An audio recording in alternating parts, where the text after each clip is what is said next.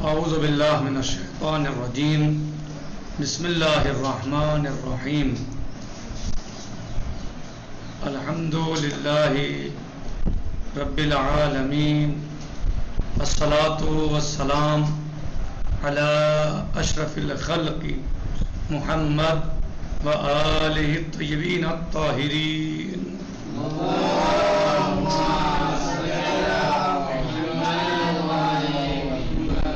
وعجل فرجہم۔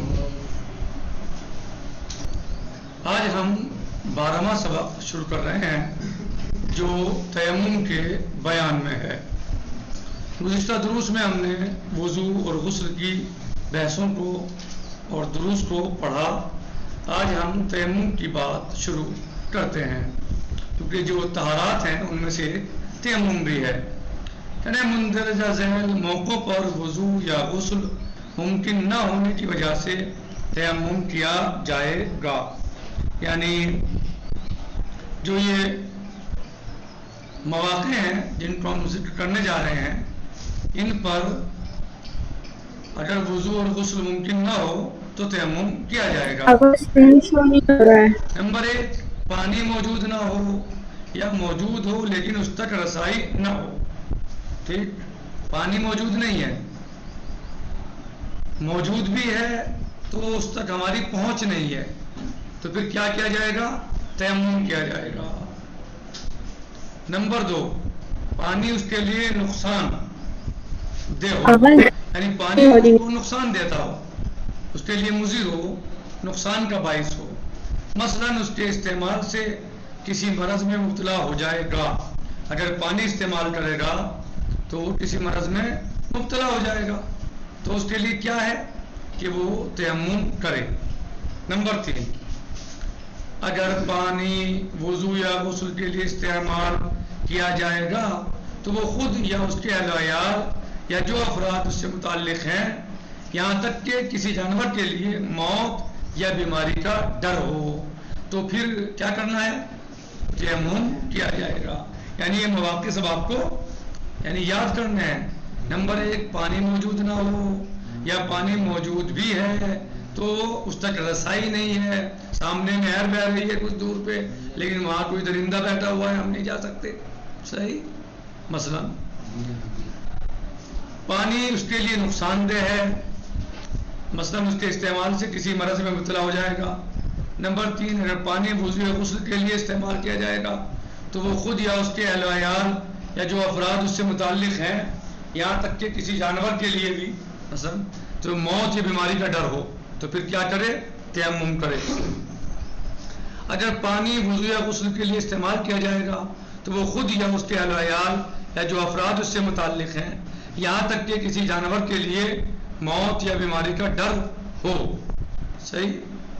تو کیا ہوگا؟ تیمم کیا جائے گا۔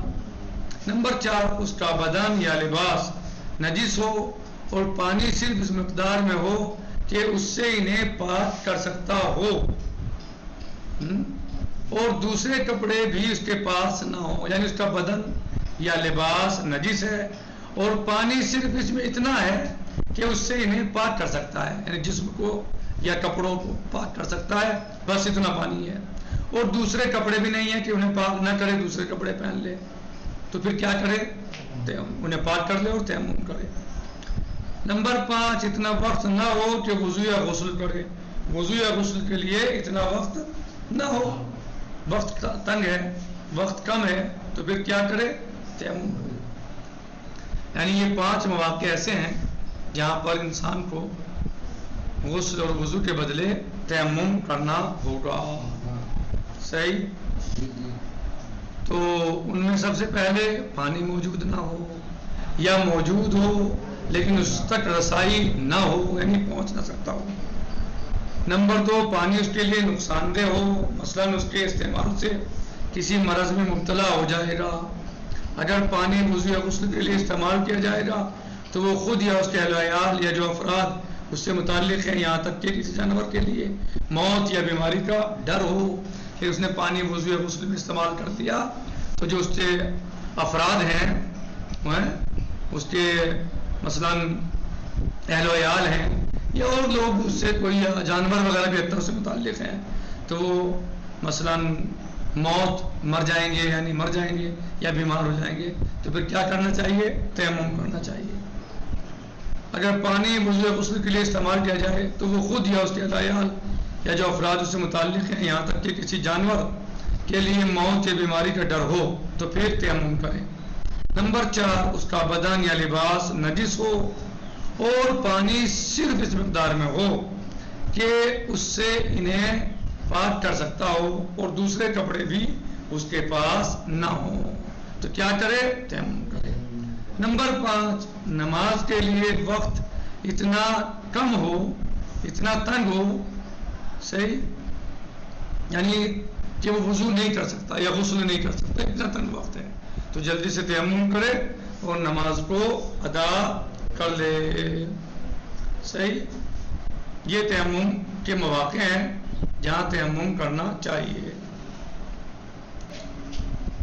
تو آج ہم نے 12ویں درس میں انہی چیزوں کو صرف پڑھا ہے کہ یعنی وہ مواقع جہاں پر تیمم کرنا چاہیے یا تیمم کیا جائے گا.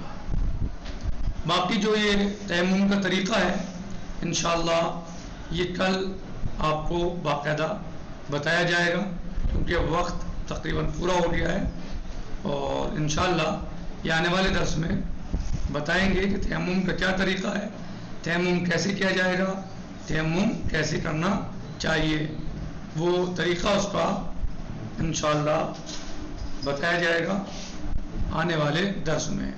آج ہم اسی پر اتفاق کرتے ہیں. والحمدللہ رب العالمین.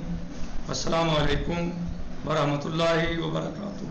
فی امان اللہ. خدا حافظ.